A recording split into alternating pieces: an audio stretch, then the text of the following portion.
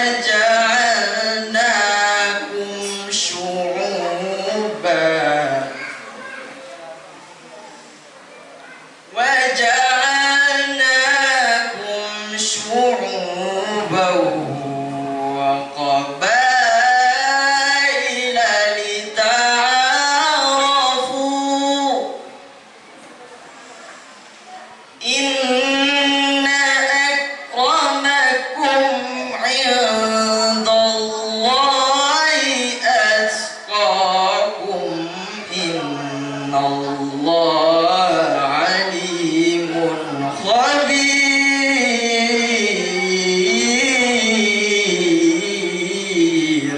Aku berlindung kepada Allah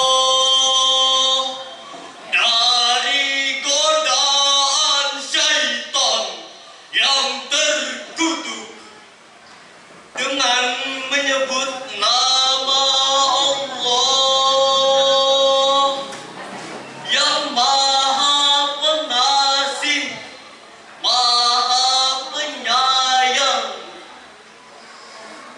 Wahai manusia, sungguh kami menciptakan kamu dari seorang laki-laki dan seorang perempuan. Kemudian kami jadikan kamu berbangsa-bangsa dan bersuku-suku agar kamu saling mengenal. Sesungguhnya orang yang paling mulia di antara kamu di sisi Allah ialah orang yang paling bertakwa. Allah Maha mengetahui, Maha teliti. Hadirin rahimakumullah, kalau kita kaji lebih dalam asbabun nuzul ayat ini, menurut Ibnu As-Sakir dalam kitabnya Mubahamat bersumber dari Abu Bakar bin Abu Daud, ayat ini berturun dengan keinginan Rasulullah yang ingin menikahkan Abi Hintin dengan seorang wanita dari kalangan Baidah. Namun Bani Baidah dengan sinis berkata pada Rasulullah, "Ya Rasulullah, pantaskah kami menikahkan putri-putri kami dengan budak-budak kami?" Rasul belum sempat menjawab. Saat itu Jibril datang menyampaikan surah Al-Hujurat ayat 13 yang pada ayat tersebut terdapat kalimat lita'aruf, liyahsula bainakum at-ta'aruf wa ta'alluf, Agar kamu saling kenal mengenal, menjalin komunikasi yang harmoni, serta menyamakan rasa sayang yang tiada pandang sayang. Demikian penjelasan Ali Asy'ubuni dalam kitabnya Safwatut Tafasir jilid 3 halaman 219. Dengan demikian, surah Al-Hujurat ayat 13 merupakan landasan teologis yang strategis untuk membina keberagaman sebagai kekuatan di negeri tercinta ini. Langkah awalnya adalah Harus saling mengenal, saling menghargai dan saling bertoleransi di antara kita. Tapi yang terjadi justru sebaliknya, hadirin, saling menghujat dan saling menghina. Kementerian Komunikasi dan Informatika Republik Indonesia merilis data sejak tahun 2018 sampai saat ini setidaknya ada 3.640 kasus SARA yang terjadi di media sosial. Belum lagi konflik bersenjata di Papua terus terjadi antar oknum agama dan pemerintah saling caci maki. Bahkan baru-baru ini platform media sosial menjadi tempat pencerahan, penghinaan, bahkan adu cekcok yang berujung pembunuhan. Tentu kita tidak lupa dengan Timor Leste yang memisahkan diri, gerakan separatisme Aceh yang membuat ratusan korban berjatuhan. Tak ingin terulang kembali. Jika sudah seperti ini, tidak mustahil akan banyak dari kita yang awalnya bersatu menjadi berseteru. Betul? Hadirin, apakah kita rela jika bangsa yang besar dibangun dengan susah payah oleh para pendahulu kita dengan genangan air mata, cucuran keringat, bahkan tumpahan darah harus melanda hanya untuk kepentingan kelompok, suku dan golongan? Tentu tidak. Ingat, Rasulullah SAW bersabda, Laisa minna man da'a ala asabiyyah wa laisa minna man mata ala asabiyyah. Bukan golongan kami orang yang membangga-banggakan kesukuan, dan bukan golongan kami orang yang mati karena membela kesukuan. Allah Subhanahu wa Ta'ala mengisyaratkan agar kita semua memperkokoh persatuan dan kesatuan dan melarang kita untuk bercerai-berai. Hal ini terangkai dalam Quran surah Ali Imran ayat 103. واعتصموا بحبل الله جميعا ولا تفرقوا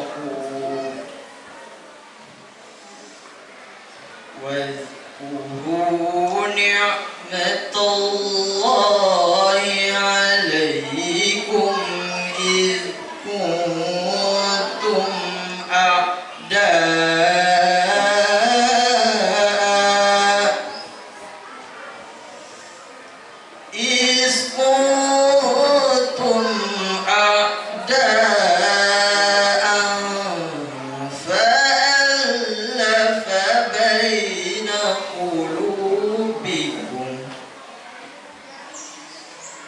فألف بين قلوبكم فأصبحتم بنعمته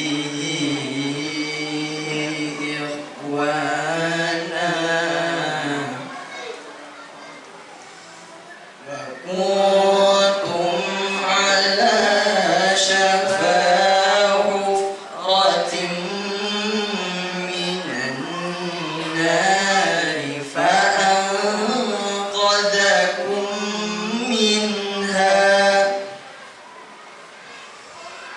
كذلك يبين الله لكم آياته لعلكم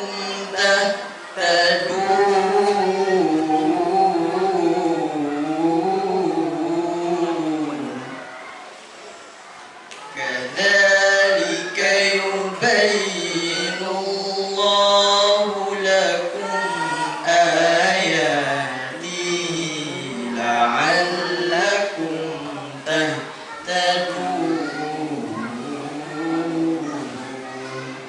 صدق الله العظيم.